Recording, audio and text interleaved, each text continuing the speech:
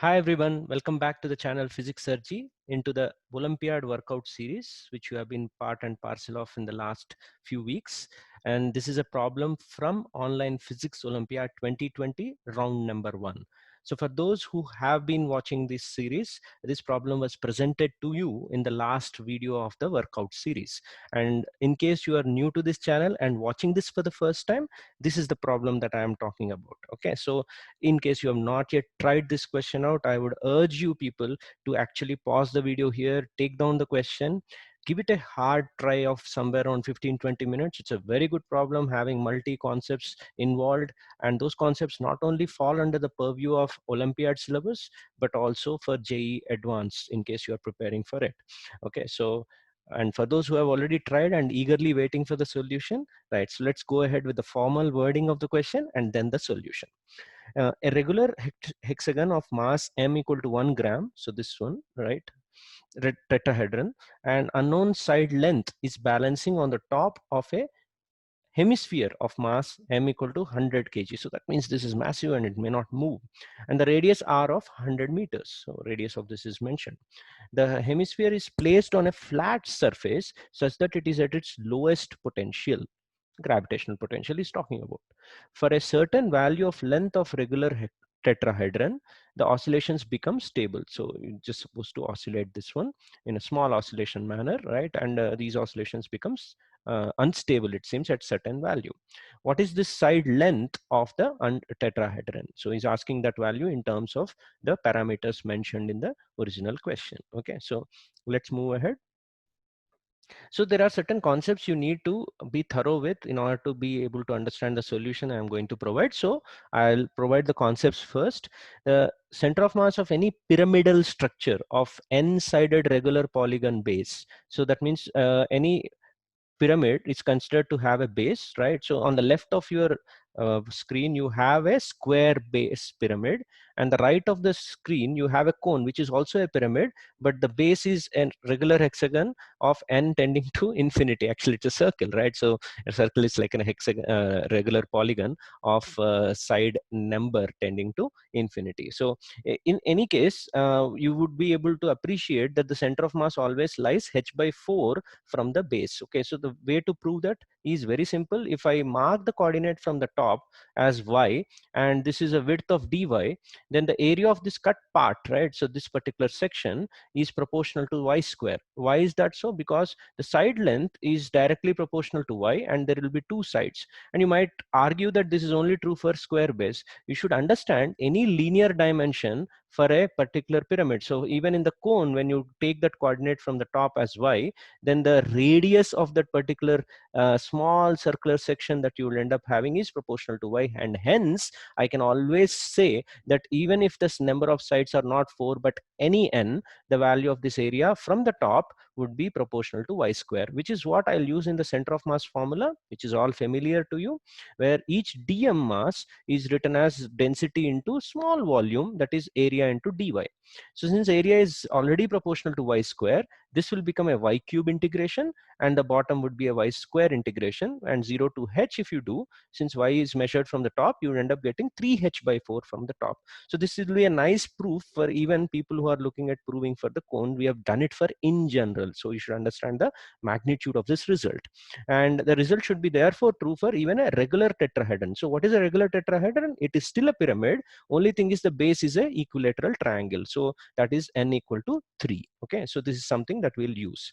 Next, second concept that you need to know, now that I have drawn a regular tetrahedron on the side, as you could see, if I drop the height h of that regular tetrahedron, it will obviously meet the centroid of the base, right, by symmetry. And then I want this value of capital H in terms of the side of the tetrahedron. Okay, so I have a small little right angle triangle here where this side is A, obviously, and this is H, and this one is the 2/3 of the length of the median, which you can easily calculate as 2/3 of root 3a by 2, which is definitely a by root 3. Apply Pythagoras theorem, get the value of height h in terms of the base length as root 2 by 3a. Okay, so second concept done. Let's move on to the third one, which is based on the stable and unstable system. Okay, so if you have a normal looking pendulum, right, and you deviate it by a very small angle, then we know that it is going to come back. That means this is a stable equilibrium point. The idea is whenever you do this to a object, if the center of mass rises up, then that is an unfavorable energy state. Remember, rising means increasing in energy, and increase in energy is an unfavorable state. Therefore the bob tries to come back to its original position. So that's why we could say this rule as a rule for stability. So if we compare it or contrast it with the situation of inverted pendulum, where the hinge is here and this is a rod and the pendulum is here, if you keep it, it will stay there. It's in equilibrium, but it's unstable. How do you prove it? You slightly deviate that from the equilibrium position, then the center of mass goes down and it won't prefer to come back because this is a lower energy state already, right? Given it chance, it would never come back to the higher energy state. So if Cm goes down during a small tilt, then that's a unstable equilibrium situation. Okay, so this is the three concepts which I'll use in the next solution. And for the next page, I need your complete concentration because you will be having the amalgamation of all these three results. Okay, right? Three results will be used. Now look at the left side screen top. Okay, right here I'm pointing. This is the original diagram. I'm taking the total height of the tetrahedron, which I already know is capital H, and we also know the center of mass is capital H by 4. I'll assume small h is the height of the center of mass, which I'll substitute at the end. Now imagine that I tilt this one, right, by keeping the contact with the base by a small angle theta. Then imagine there is a point Q on the base, which now goes on to touch the point P. Right now these two are not touching, but once I rotate it by theta, assume that this Q presses onto P. Then if it is supposed to be a rolling condition or no slipping condition, then the arc length on that hemisphere, which is r theta, should be equal to the side length that actually is between this point and the original point. Okay, so that is when you have all the points between the center here and Q, and all the points between the center of the top and this P would be touching each other during the journey. That's the basic idea of no slipping condition. So that is what, carefully just follow my lead here, I am going to depict. Okay, so this is a very crude diagram of what is going to happen after you tilt it. Okay, so this is the base of that particular tetrahedron, and can you see this arc length, which is r theta, have also put it on the straight line length here, where the point P and Q have already met each other, and this straight line length therefore should be r theta, which is equal to this arc blue length, in order to have no slipping condition. Okay, now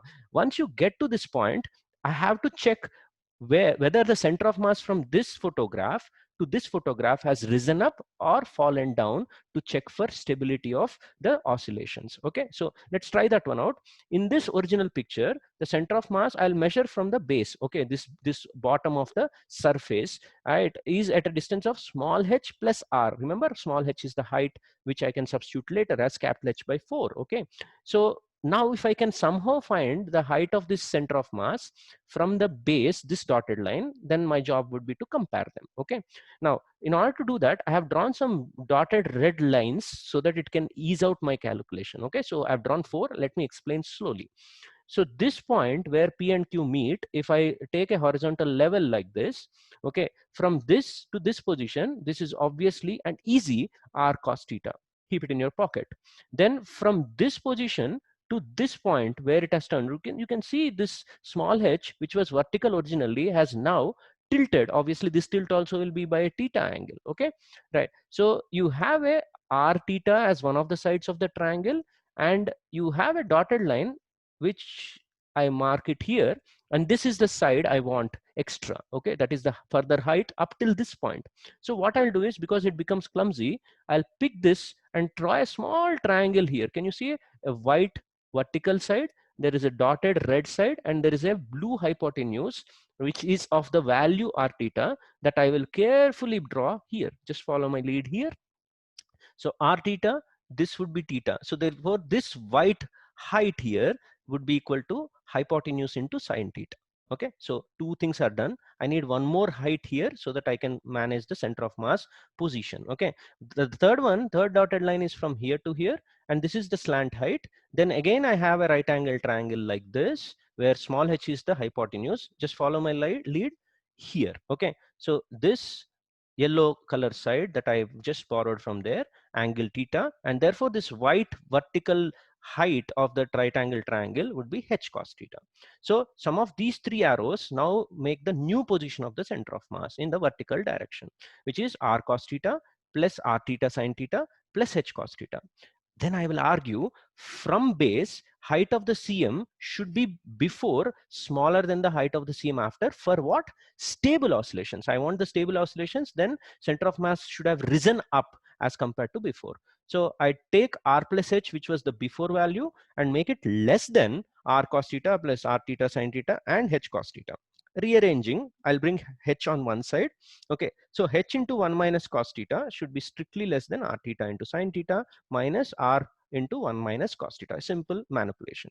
Then I make this one an approximation to the next step because this is small oscillation. So 1 minus cos theta would be theta square by 2, sine theta would be theta. So theta into theta makes this theta square, and again the same stuff that we did on the left hand side. So rearranging, you'll end up getting h should be less than r. What is the condition? If h is less than r, then only you'll have stable oscillations. So since small h is capital H by 4, and in the concept 2, if you remember, we already derived that capital H itself is root 2 by 3a. That is what we're going to substitute here for small h value. Okay, so what does that yield finally? The value of this small h, which is a by 2 root 6, should be strictly less than capital R. Or simply, the side of the tetrahedron should be less than this kind of a number that you end up getting. So what actually you will see even in real life is that if this tetrahedron that you point on the top of the screen, as you can see, if it's a small object, then there is a chance of it having nice stable oscillations, right? But once it starts becoming bigger and bigger, that means the side increases, then the danger of the oscillations becoming unstable starts becoming more and more real. Okay, so that's why you would have a value of small a, it should be restricted below this number, then it is stable. So the question says at what number it becomes unstable. That means this when it turns to equality, that is the required answer itself is 2 root 6 into r. Okay, so I hope you enjoyed the way the step-by-step solution has been done here. It's not about the entire solution, but a lot of things in concept 1 and 2 and 3 that we have learned that would be useful for our future physics situations. Okay, right, are you ready for the next challenge in the next video? So this is the one that I have picked up, right? We have already done INPHO 2019 problem number 1. So now we are going to look at the problem number 2. This is slightly longer problem, and it's based on modern physics, and it's very, very interesting and also challenging at the same time. So for those who are visiting for the first time, the playlist of these particular challenges that we have already done before in the Olympiad workout series is the link is in the description below. So please go there, navigate through those videos, and try to join us in the next journey also. Okay, so because this is a lengthy problem, there are 3 pages to it. So this is the first page. Please do take a snapshot so that you can try, and I'll give you 1 or 2 days before I put up my solution for this. So this is the first page. This is the second one. You can see B, C, D, and the marks or points on the side. Okay, and PHO you would usually see as the concepts keep going along, the problems become tougher and tougher, and but they will be really interesting. This is the last page, E, F, G. Since this is a longer problem, we'll be doing this into 2 parts. Okay, the videos will be part 1 where I'll solve the first few parts, and then part 2 I'll complete of the problem. Okay, so that would ensure that you get time also to do these questions. Okay, right.